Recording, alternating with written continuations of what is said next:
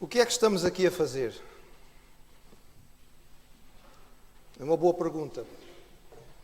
E esta pergunta não diz respeito especificamente e unicamente a este momento em que estamos aqui neste santuário para o culto. É uma pergunta mais ampla e diz respeito à realidade da nossa vida.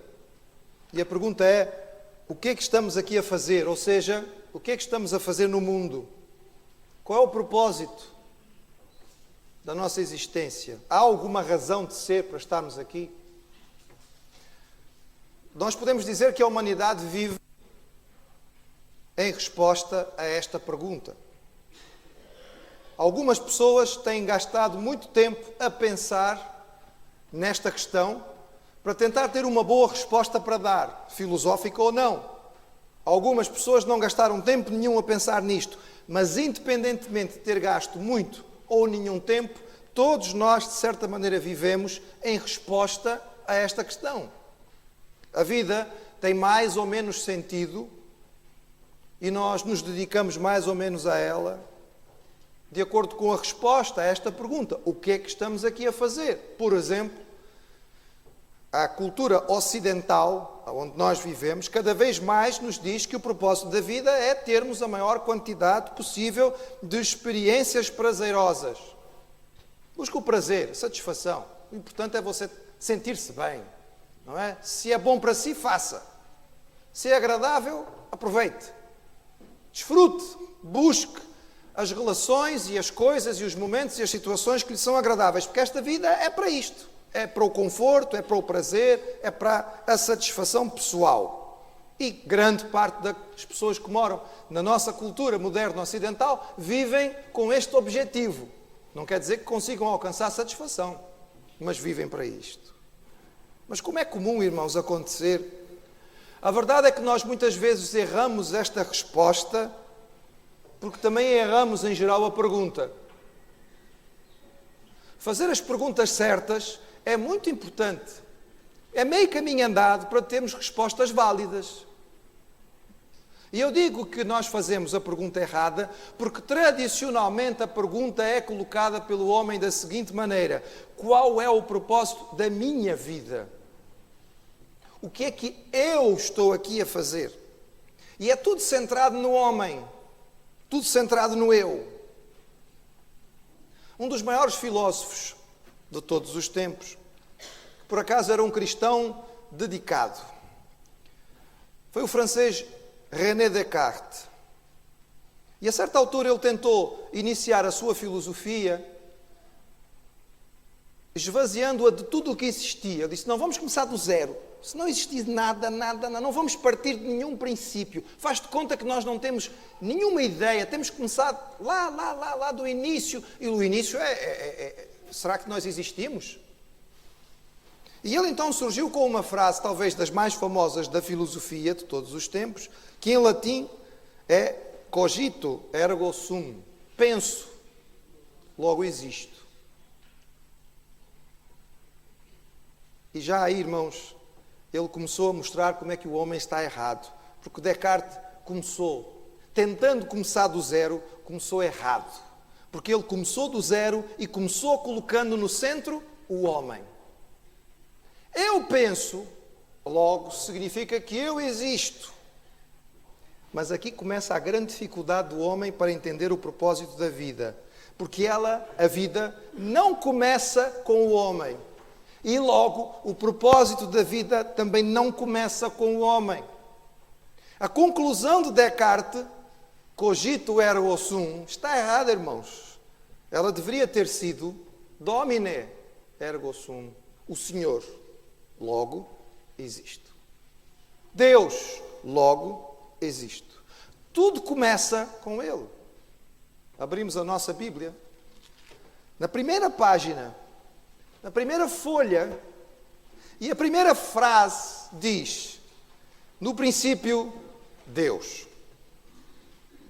Não há homem, não há humanidade, nem sequer existe o universo como nós o conhecemos. Não há planeta Terra, não há nada. E a Bíblia começa realmente onde tem que começar. Começa no começo de tudo, no princípio das coisas. E começa dizendo Deus. No princípio, Deus. E este é que é o verdadeiro ponto de partida. Qual é o propósito da nossa vida? Paulo escreveu aos Efésios. E ele deixou claro a razão de ser da vida do cristão. E depois de explicar como Deus tinha agido de uma forma extraordinária para nos salvar em Jesus, ele concluiu da seguinte maneira: tudo isto foi feito com o fim de sermos para o louvor da sua glória. Com o fim de vivermos para o louvor da sua glória. Qual o propósito da vida? O louvor da glória de Deus. Olhe para a sua Bíblia, meu irmão. Está aí em Gênesis capítulo 1. É tão importante estes primeiros 3 capítulos, irmãos. Eles ensinam e explicam quase tudo o que nós precisamos saber. É claro que nós temos todo o resto da revelação da Bíblia para nos mostrar o resto que precisamos. Mas estes primeiros 3 capítulos, irmãos, nós temos sempre que voltar a eles, porque eles têm ali as raízes bem profundas. E lá, em Gênesis capítulo 1, nós lemos a certa altura, no versículo 26, e ele nos ajuda a entender o propósito da vida. E disse Deus: façamos o homem, à nossa imagem, conforme a nossa semelhança. E o versículo 27 diz: e criou Deus o homem, à sua imagem, à imagem de Deus o criou, macho e fêmea os criou. Façamos o homem à nossa imagem e semelhança. Estas duas palavras iniciais, irmãos, imagem e semelhança, são tão importantes para nos entender, para entendermos qual é o propósito. A palavra imagem, no hebraico original, tselem, significa sombra, silhueta, figura representativa. Era a imagem, era assim, não era uma coisa nítida, mas ao olhar para aquela sombra, para aquela silhueta, para aquela figura que estava ali, nós identificávamos de onde ela vinha. O homem foi criado para lembrar, para, ao olhar para ele, se pensar em Deus. Semelhança, palavra demote no original, significa também a figura, a forma, algo que lembra diretamente. Há uma repetição da palavra, mas a ideia continua sendo a mesma. A noção clara que é transmitida por estas palavras é esta: o homem, ao contrário de todo o resto da criação, o homem, e quando falo aqui homem, estou falando homem e mulher, o texto é claro, Deus criou o homem e a mulher com o mesmo valor e a mesma qualidade. O homem e a mulher foram criados tendo Deus como modelo. O homem é criado para ser a imagem e semelhança de Deus. Uma representação sua, uma figura daquilo que o Deus Criador é no meio da sua criação. Porque desta maneira o homem poderia governar a criação, mostrando, refletindo e irradiando a semelhança da glória suprema de Deus. Qual é o propósito da vida? Fomos criados, irmãos, para o louvor da sua glória. Qual é o propósito da vida? Honrar e exaltar a glória do Senhor. E deixa fazer aqui uma pausa, só para explicar uma coisa. É muito comum, quando as pessoas não captaram ainda, ou não leram, não entenderam ainda a verdade da Bíblia, e quando falamos a respeito da glória de Deus, algumas pessoas acham assim: mas espera aí, então Deus mesmo diz que a existência de tudo é para o louvor da sua glória. Isto é assim um bocado vaidoso, não é? Vaidoso este Deus, não é?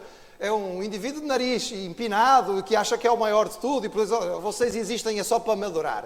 Essa é a vossa função e o vosso objetivo. Quem não entende muito bem a verdade bíblica pode ser tentado a pensar desta maneira. E alguns autores que tentam parecer estudiosos, mas que na verdade não estão a ler realmente o texto da palavra do Senhor, podem chegar a esta conclusão. Mas, irmãos, há duas razões muito claras para nós entendermos porque que a glória do Senhor é o ponto mais alto para o qual nós devemos viver. Primeiro, não há nada maior. Não há nada maior, irmãos. Quando nós olhamos para a glória de Deus, nós não vemos um Deus, um snob universal, que exige que as pessoas o adorem. O que nós vemos é que Não há nada mais grandioso, mais maravilhoso, mais belo, mais puro, mais santo, mais justo, mais digno de louvor que o Senhor. Ele é, e por definição nele se encontra a súmula de todo o bem, de tudo o que é digno de valor e de adoração. Quando damos glória a Deus, nós estamos louvando o máximo que existe de tudo aquilo que nós vemos que é bom. Quando você vê uma coisa bonita, não é? Tem a tendência de adorar, não tem? Quando eu falo aqui adorar, esta expressão pode não ser comum, mas louvar, falar bem. Vemos uma passagem, mas que vista linda, não é? Nós pagamos mais caro para ficar num sítio que tem uma vista bonita. Não, mas que vista maravilhosa. Ou seja, nós adoramos a beleza. Quando vemos alguém fazer uma coisa boa, uma coisa que é bonita, que é valiosa, nós elogiamos esta pessoa. Olha que bom coração, olha o que aquela pessoa fez. Quando nós vemos uma obra de arte que foi muito bem realizada, nós também adoramos e louvamos esta obra. Agora, tudo isto que você está a adorar nestas circunstâncias é apenas uma imagem pálida daquilo que Deus é de forma perfeita. Gosta de ver uma paisagem linda e maravilhosa? Gosta de louvar a beleza? Deus é a beleza máxima que existe, não há maior. Gosta de elogiar um ato de bondade? Fica tocado no seu coração quando vê um ato sacrificial feito por alguém? Deus é o ponto mais alto da bondade. Ninguém pode ser superior a Ele no que diz respeito à bondade. Você fica feliz quando vê a justiça sendo aplicada, não é? Muito bem. Nós temos, inclusive, quando somos mais novos, à medida que crescemos, vamos ficando mais burilados, mas quando somos pequeninos, assim, bem feito. O que é o bem feito? É quando nós vemos uma coisa que encaixou corretamente, estava errado e agora alguém corrigiu. Um ato de justiça e nós ficamos satisfeitos de ver a justiça. Pois quando você louva a justiça, pensa assim, o ponto mais alto da justiça, a justiça suprema e completa só existe em Deus. Logo, meus irmãos, dar glória ao Senhor é a coisa mais natural da criatura que não está com os seus olhos fechados e voltadas para si mesmo. Mas a segunda razão, irmãos, é que dar glória a Deus é o mais apropriado para a criatura, porque é onde ela acaba por ser mais abençoada. Quando a glória de Deus se manifesta e é louvada, a criação ganha com isto, só tem vantagem. Dar glória ao Senhor não é só o mais apropriado, porque nós reconhecemos que Ele é o ponto mais alto de tudo aquilo que é bom, mas a implicação é que nós, como criaturas, acabamos por ser abençoados por esta glória, porque nós acabamos por refletir de alguma maneira a imagem do nosso Criador. Mas, irmãos, depois de pensarmos e chegarmos a esta conclusão bíblica e tão clara, qual é o propósito da nossa vida? Por que é que estamos aqui? Estamos aqui para dar glória ao Senhor. A pergunta que temos que fazer a seguir é: como é que nós vamos conseguir refletir a glória de Deus? Quando você liga a televisão e vê estas notícias que são cada vez mais terríveis, e eu tenho dito aos irmãos aqui muitas vezes, olha, parem de ver o telejornal. A gente vê o telejornal, só fica deprimido. Termina de ver as notícias, apetece chorar. Porque só tem desgraça, uma atrás da outra. E eu pergunto-lhe, quando você vê as pessoas que aparecem na televisão e as imagens e as reportagens que são dadas das atrocidades que são feitas diariamente, aqui no nosso meio e lá fora no estrangeiro, eu pergunto-lhe, parece-lhe que estas pessoas estão a refletir a glória de Deus? Parece-lhe que elas estão a mostrar uma boa imagem do Criador, que é o ponto mais alto da beleza, da justiça, do amor, da bondade? Certamente que não. Se o nosso objetivo e a razão de ser da nossa vida era refletir a glória do Senhor, isso só poderia acontecer se nós mantivéssemos uma ligação próxima com a fonte da glória, que era Deus. E o inimigo de Deus e das nossas almas sabia isso. É por isso, irmãos, que nós lemos o capítulo 3 de Gênesis. E vemos como o mal entrou no mundo. E como o maligno desviou o foco do homem da glória de Deus para a sua própria glória. Sem entender que o alvo da sua vida e o melhor para si era viver em plena comunhão com Deus para dar glória a Deus, o homem buscou a sua própria glória. E o inimigo introduziu no mundo, lá com os nossos primeiros pais, a maior de todas as falácias, a maior de todas as mentiras. Serás como Deus. Foi isso que a serpente se agradou lá no ouvido de Eva.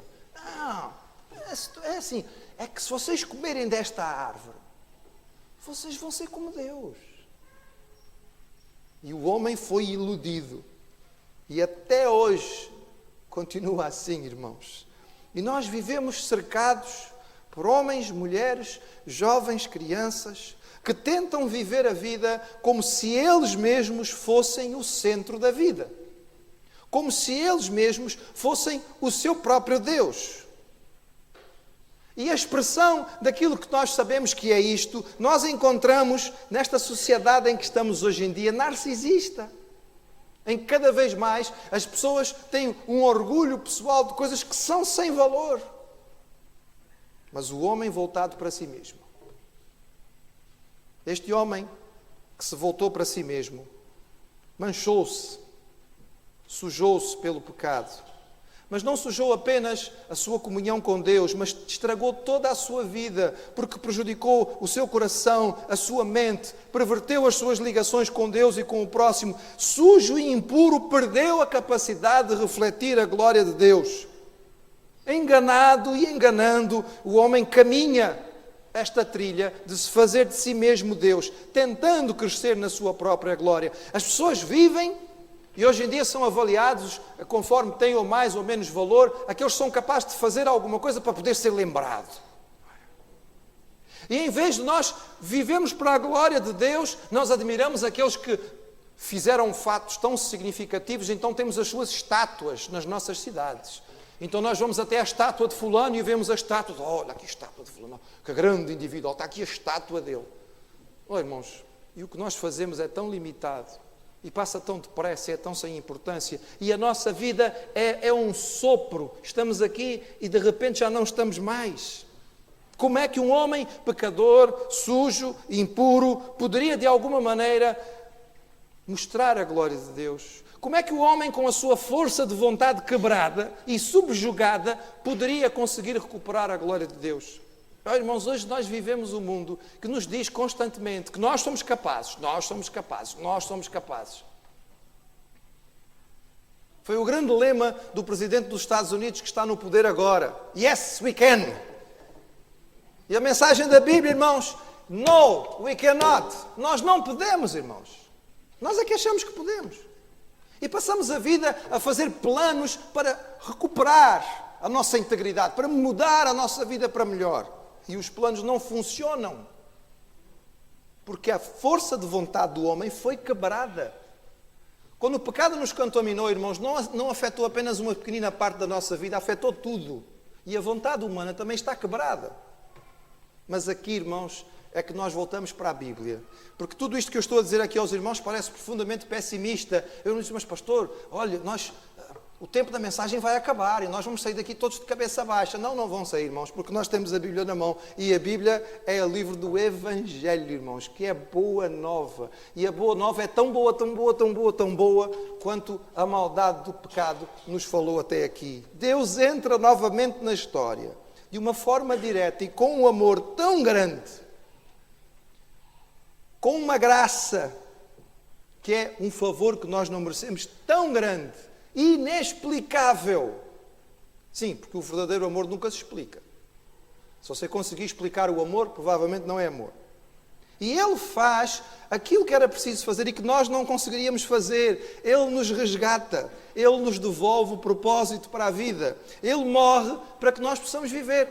Ele sofre a separação para que nós possamos ter comunhão. Ele leva os nossos pecados para que nós possamos ser santos. Deus, em Jesus, aceita ficar sujo para que nós possamos ficar puros. Irmãos, foi isso que Jesus fez. Ele viveu uma vida sem pecado. Mas quando Ele foi à cruz, Ele como que vestiu todos os nossos pecados. Ficou imundo, de tal maneira que o Pai teve que desviar o seu olhar e Ele disse, Pai, porque me desamparaste? Ele sofreu a separação para que nós pudéssemos voltar à comunhão. Não há amor maior, irmãos.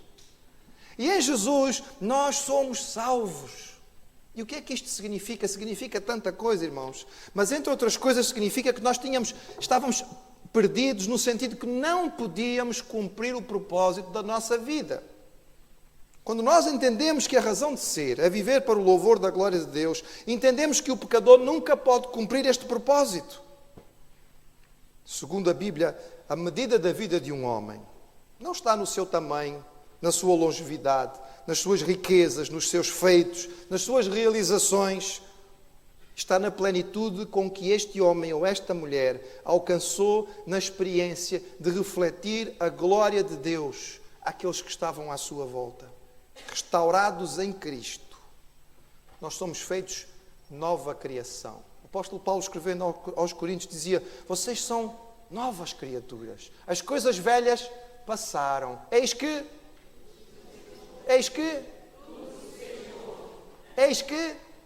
tudo se fez novo, irmãos, tudo. E neste tudo que o apóstolo Paulo falava, ele estava mencionando a qualidade da vida, os recursos para a vida, o propósito para a vida. Nós não fomos nascidos de novo pela obra maravilhosa de Deus para continuar a mesma luta que vivíamos antes da salvação. A mudança da nossa mente, a Bíblia chama arrependimento, a palavra grega é metanoia, é mudança daquilo que estava aqui dentro. Nós pensávamos assim, agora pensamos assim. A mudança da nossa mente implica num novo conjunto de alvos, de objetivos, de entendimentos. Nós fomos salvos para servir ao Senhor e viver para a sua glória. E nós somos capacitados por Ele para fazer isto. É claro que não ainda de forma plena, porque ainda somos pecadores, ainda temos algumas coisas que não estão no alvo, mas estamos no caminho.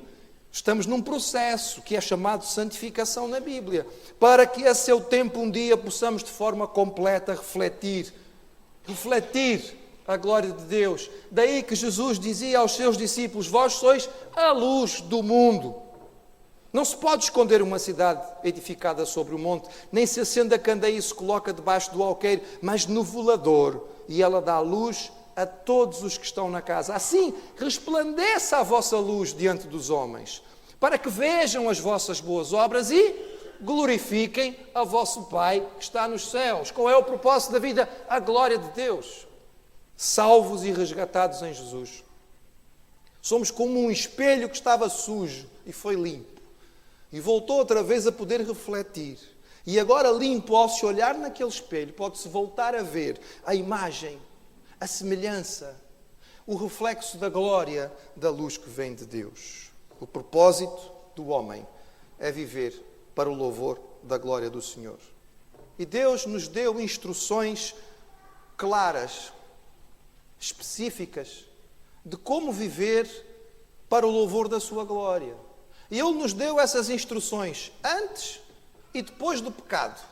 Antes do homem pecar, Deus deu instruções e disse: é assim que vocês vão viver para a minha glória. Mas depois veio o pecado. Deus precisou resgatar. E depois de resgatar, Ele disse ao homem resgatado: ok, agora resgatado, percebe que esta é a forma de tu viveres para o louvor da minha glória. E a pergunta dos irmãos é: então quais são essas instruções? Antes e depois? Nós vamos ver, mas não hoje, porque não temos tempo. Porque eu disse aos irmãos que esta mensagem não se esgotava num único dia. Ou seja, no próximo domingo, se os irmãos quiserem, Deus nos der vida e saúde e aqui estivermos, segundo a sua vontade, nós vamos continuar a responder a isto. Mas eu quero que o irmão saia daqui hoje guardando esta verdade e fazendo algumas perguntas a si mesmo. O que é que esta mensagem significa para mim? Eu tenho percebido que este é o propósito da vida. Eu tenho entendido que este é o alvo maior da minha existência. Será que eu tenho percebido que de outro modo eu irei sempre viver com uma sensação de vazio dentro de mim? Eu tenho recebido de alguma maneira uma mudança no meu coração e na minha mente que me deseja viver para este alvo? É assim, meu irmão, aquele que é salvo, teve uma mudança de coração. A profecia lá em Ezequiel já dizia que Deus falou, lá no profeta Ezequiel: eu vou vos dar um coração novo, eu vou fazer um transplante cardíaco em vocês. O homem acha que transplante cardíaco é uma coisa moderna. Já Ezequiel falava disso. Eu vou fazer um transplante cardíaco, vou-vos tirar o coração de pedra e vou-vos colocar um coração voltado para mim. E vocês vão viver para a minha glória com alegria. É isso que tem acontecido connosco, irmãos. Se não é, a minha pergunta é: que evidência temos de que somos salvos? A glória do Senhor e o seu reflexo na minha vida tem se tornado o centro dos meus propósitos. Foi para isto que eu vim ao mundo. Como é que eu posso manifestá-lo? Na semana que vem, se Deus nos permitir, iremos continuar a pensar nisto. Não vamos permitir, meus irmãos, que uma vez restaurados, a possibilidade de viver para o propósito maior da criação, nós venhamos a cair na armadilha de viver exatamente como o resto da humanidade para a sua própria glória, começando pela minha. Vamos louvar ao Senhor pela salvação. Vamos agradecer a Ele porque Ele nos restaurou. E vamos deixar que o louvor da sua glória encha o nosso coração de tal maneira que se torne realmente o nosso propósito. Porque para isto estamos aqui. Fomos criados, existimos e fomos salvos para o louvor da glória suprema do Senhor.